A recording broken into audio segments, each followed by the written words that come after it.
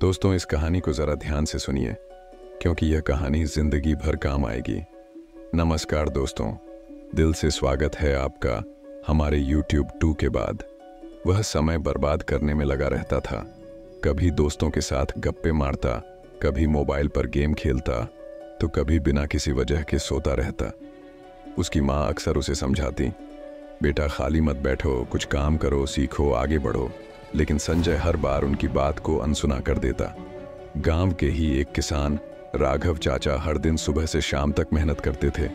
उन्होंने एक बार संजय से कहा, बेटा खाली समय इंसान का सबसे बड़ा दुश्मन होता है। अगर तुमने इस समय का सही उपयोग नहीं किया तो यह तुम्हारी सबसे बड़ी हार बन जाएगी। संजय ने यह बात सुनकर हंसते हुए कहा, चाचा अभी तो मैं बच्चा हूं, मेहनत तो बाद में करूंगा, अभी तो आराम करने दो। एक दिन गांव में एक बहुत बड़े व्यापारी आए। उन्होंने गांव के बच्चों को बुलाया और कहा, मैं ऐसे बच्चों को नौकरी दूंगा जो मेहनती हों और अपने समय का सही उपयोग करना जानते हों, लेकिन इसके लिए तुम्हें एक परीक्षा देनी होगी। ये सुनकर गांव के सभी बच्चे बहुत उत्साहित हो गए। संजय भी इस परीक्षा में भाग लेने का सोच रहा था, लेकिन उसे लगा कि उसने कभी कोई नया कौशल नहीं सीखा, न कभी किसी चीज में मेहनत की। परीक्षा के लिए बच्चों को 10 दिनों में अपनी पसंद की कोई एक चीज बनानी थी, जैसे कोई तस्वीर, लकड़ी का काम या गाना। संजय ने पहले 2 दिन खाली बैठे बैठे बर्बाद कर दिए। जब उसने देखा कि उसके दोस्त मेहनत कर रहे हैं तो उसे चिंता हुई।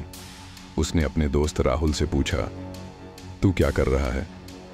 राहुल ने जवाब दिया, मैं चित्रकारी सीख रहा हूँ। ये मेरा शौक भी है और मुझे लगता है कि इससे मैं अच्छा कर सकता हूँ। संजय को एहसास हुआ कि खाली बैठने की वजह से उसके पास ना तो कोई हुनर है और ना ही कोई अनुभव। उसने जल्दी जल्दी कुछ सीखने की कोशिश की, लेकिन समय कम था। 10 दिन बाद परीक्षा हुई। व्यापारी ने सभी बच्चों का काम देखा। राहुल ने अपनी सुंदर चित्रकारी दिखाई और उसकी खूब तारीफ हुई। कुछ बच्चों ने लकड़ी से सुंदर खिलौने बनाए तो कुछ ने गीत गाए। लेकिन जब संजय की बारी आई तो वह सिर झुकाकर खड़ा हो गया। उसके पास दिखाने के लिए कुछ भी नहीं था।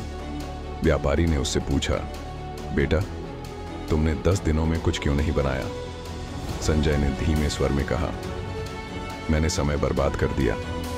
व्यापारी ने उसे समझाया, खाली समय सोने जैसा होता है। अगर तुम इसे यूं ही बर्बाद करोगे तो भविष्य में पछताना पड़ेगा।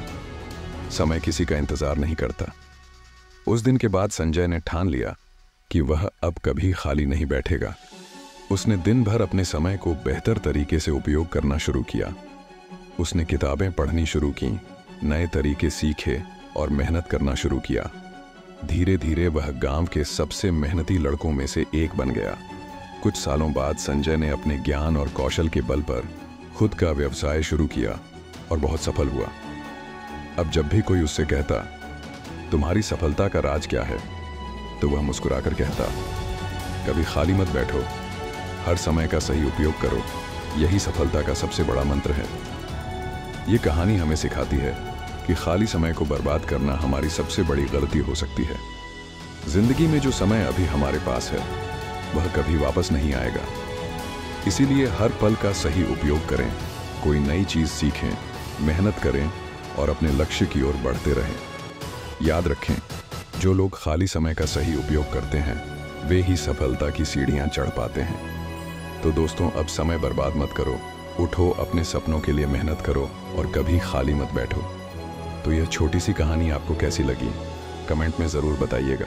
धन्यवाद दोस्तों।